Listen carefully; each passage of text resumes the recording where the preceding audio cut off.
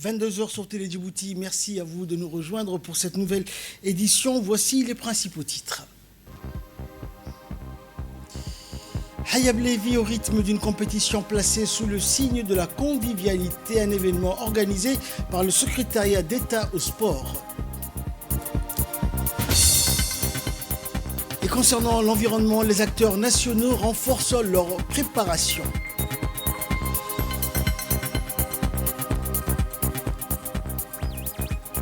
Et dans l'actualité internationale, des avancées dans les négociations entre Washington et Téhéran concernant le détroit d'Ormuz. Voilà pour les titres, bonsoir à tous. La secrétaire d'État au sport, Fatouma Ali Abdallah, a assisté hier à une rencontre du grand tournoi de Hayablé qui anime depuis plusieurs jours la vie sportive locale dans une ambiance à la fois conviviale et compétitive. À cette occasion, deux grandes équipes se sont affrontées devant un public venu nombreux soutenir les joueurs. Et depuis le lancement du tournoi estival, plusieurs formations du secteur rivalisent de talent et d'engagement, faisant de cette compétition un véritable rendez-vous sportif et populaire à la tête d'une forte délégation de son département et en présence du président de la commune de Balbala. La secrétaire d'État, Fatouma Ali, a tenu à saluer les organisateurs pour la qualité de cette initiative et pour leur engagement en faveur de l'animation sportive au niveau local. La secrétaire d'État a également réaffirmé le soutien de son département aux initiatives qui contribuent à rapprocher le sport des communautés, à encourager la pratique sportive et à renforcer les liens sociaux autour des valeurs de convivialité, de fair play et de compétition. En sport, toujours dans le cadre de la mise en œuvre du programme estival 2026, la sous-direction régionale d'Arta du ministère de la Jeunesse et de la Culture, en collaboration avec l'association sportive d'Arta, a procédé le 8 août dernier au lancement officiel du tournoi de football. Et cette activité sportive s'inscrit dans le cadre des initiatives visant à offrir aux jeunes de la région des espaces d'épanouissement, de convivialité et de cohésion sociale, des espaces d'épanouissement. Et elle constitue également une occasion de promouvoir la pratique sportive, le fair play, l'esprit d'équipe auprès de la jeunesse. La cérémonie de lancement s'est déroulée en présence notamment du préfet adjoint Mohamed Fouzi Ahmed Assoué de la région d'Arta. Les responsables présents ont salué l'organisation de cette initiative et encouragé les jeunes participants à faire preuve de discipline, de respect et d'un véritable esprit sportif tout au long de la compétition. À travers l'organisation de ces activités estivales, le ministère de la Jeunesse et de la Culture réaffirme son engagement à accompagner la jeunesse dans les différentes régions du pays et à promouvoir des activités sportives et culturelles accessibles à tous. Et dans son intervention, le sous-directeur de la jeunesse de la région d'Arta a indiqué qu'aujourd'hui se déroulait donc le tournoi de football qui est traditionnellement organisé pendant la période estivale. Et également, le préfet adjoint de la région d'Arta est intervenu. Je vous propose de l'écouter. Où il y a 8 clubs qui sont en lice. Ceci s'inscrit dans le cadre de l'animation de la ville et de la promotion du sport pour la jeunesse. Nous avons participé au lancement de ce tournoi. Nous remercions le ministère de la Jeunesse et de la Culture qui a eu cette initiative en partenariat avec la préfecture d'Arta. Et toutes les conditions sont réunies. Et nous disons que les meilleurs gagnent. Dans l'actualité, toujours un exercice de simulation de l'équipe technique de lutte contre la pollution environnementale s'est déroulé à la plage du Héran, organisé par le ministère de l'Environnement et du Développement durable en collaboration avec différents services et institutions concernés. Cet événement a mobilisé notamment les sapeurs-pompiers, les agents de la Marine nationale, la garde-côte, la Sovereign Carbon Agency, la police nationale ainsi que l'Agence nationale de la météorologie. Cette opération opération visait à renforcer la préparation et la capacité d'intervention des différents acteurs face au risque de pollution environnementale, notamment en milieu marin et côtier. Elle a permis également de tester la coordination, les procédures d'intervention et la réactivité des équipes en cas de situation réelle de pollution. L'exercice a été dirigé par Idriss Ismail Nour, directeur de l'environnement et secrétaire général par intérim du ministère de l'Environnement et Développement durable. Justement, écoutons son intervention.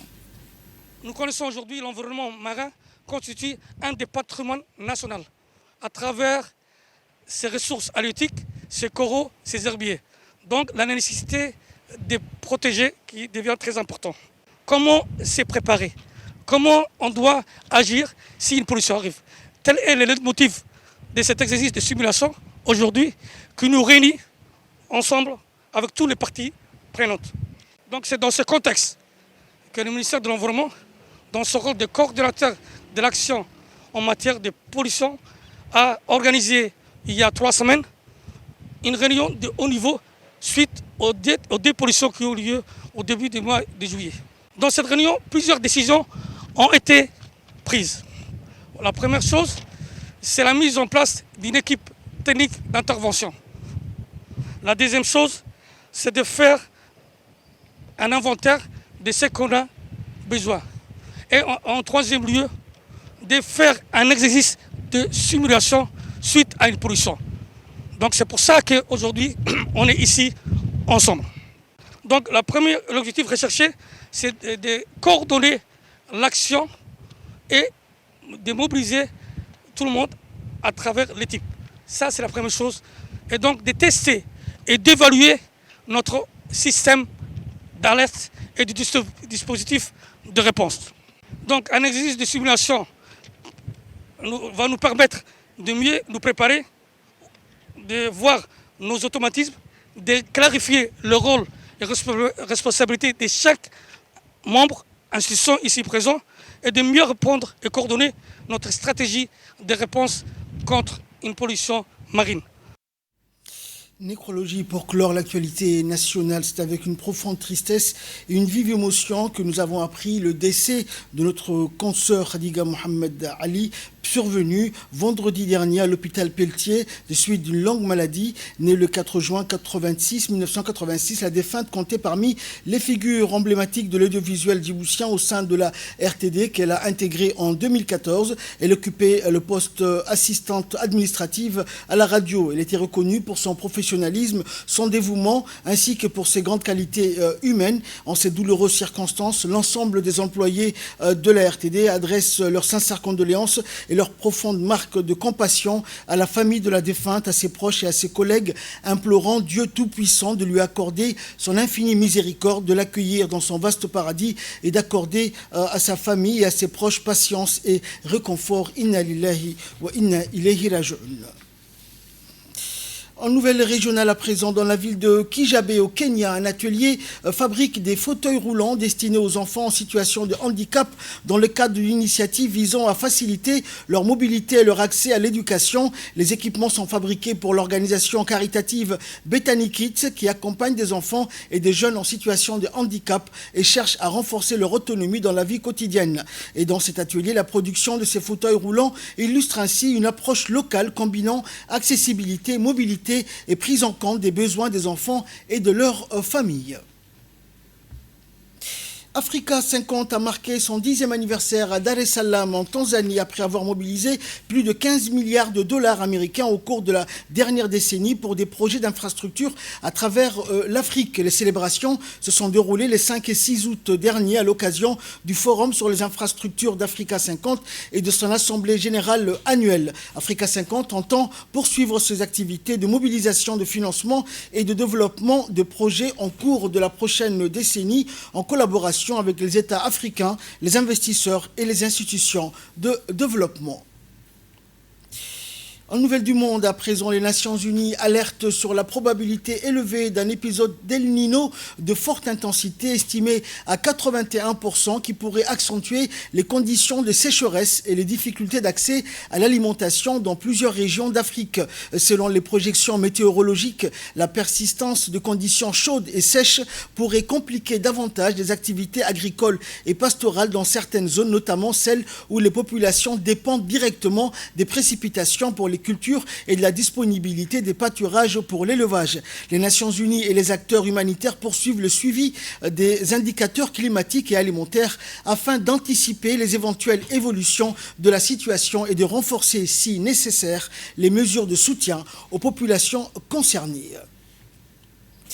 Des habitants de Khalayel El-Louz, près de Bethléem en Cisjordanie occupée, affirment être confrontés à des attaques répétées de colons israéliens installés dans des postes et des colonies voisines décrivant une situation devenue récurrente dans leur quotidien. Les résidents indiquent que ces attaques et les restrictions d'accès les empêchent de se rendre régulièrement sur leurs terres agricoles, de les cultiver ou d'y faire paître leur bétail. La situation continue ainsi d'alimenter les inquiétudes concernant la sécurité des populations palestiniennes et l'accès aux terres agricoles dans plusieurs zones rurales de Cisjordanie. Et enfin, les États-Unis sont proches d'un accord visant à garantir la sécurité de la navigation dans le détroit d'Ormuz, a indiqué le vice-président américain J.D. Vance, précisant que Washington attend désormais une nouvelle proposition iranienne afin d'évaluer sa conformité aux conditions américaines. Donald Trump et son administration a fait savoir aux médiateurs qu'elle rejetait toute imposition par l'Iran de droit sur les navires traversant le détroit d'Ormuz qui constitue l'une des principales voies maritimes mondiales pour le transport du pétrole et du gaz. Toute perturbation de la navigation dans cette zone est donc susceptible d'avoir des répercussions importantes sur les marchés de l'énergie et du commerce international. C'est la fin de cette édition. Merci à vous de nous avoir suivis.